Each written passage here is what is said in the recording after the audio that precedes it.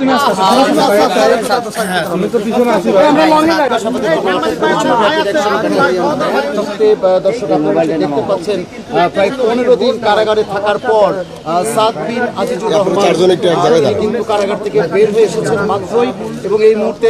তার বাবা রয়েছেন তার এত আগে দাও কেন সাউন্ড ক্যামেরা একেবারে আবেগঘন একটি পরিবেশ আঙ্কেল একটু দাঁড়ান তো ওখানে দাঁড়ান পরের দিন জিজ্ঞাসাবাদের জন্য নিয়ে যায় এবং এরপর গণমাধ্যমের কাছে পরবর্তীতে পুলিশের তদন্তে এই হত্যাকাণ্ডের 3 জন আসামিকে সেই বিষয়ে ওইরকমভাবে আমার কিছু মনে নেই বিষয়ে তেমন আমি কিছু মনে করতে চাই না যা হয়ে গেছে হয়ে গেছে আমি স্বীকারোক্তি দিইনি এখন পরে তারা কেন দিয়েছে বা কি জন্য দিয়েছে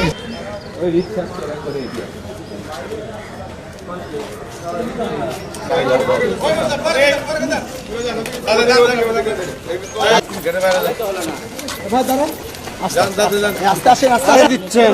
তুমি আসছো তুমি আসছো আমি তো পিছনে আসি আমরা লঙ্গে যাই সালমার বাড়ির ভাড়াটিয়া এবং তার দুজন সহযোগী এই মোবাইল কার অত সামনে কেন এত সামনে দাও লাগবে জেলা ও দায়রা জজ বগুড়া তিনি কিন্তু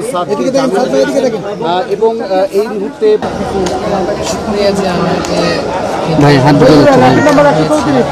যে নির্দোষ সেটা সবার কাছে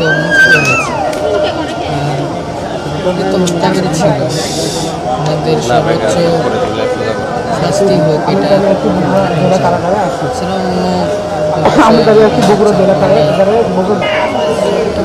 মা হত্যার জন্য যে ওইরকমভাবে আমি কিছু বলতে পারতেছি না এই বিষয়ে আমাদের আছে ছেলে জামিন পাইল না না কেউ পারবে না জামিন যাবে না ভাইয়া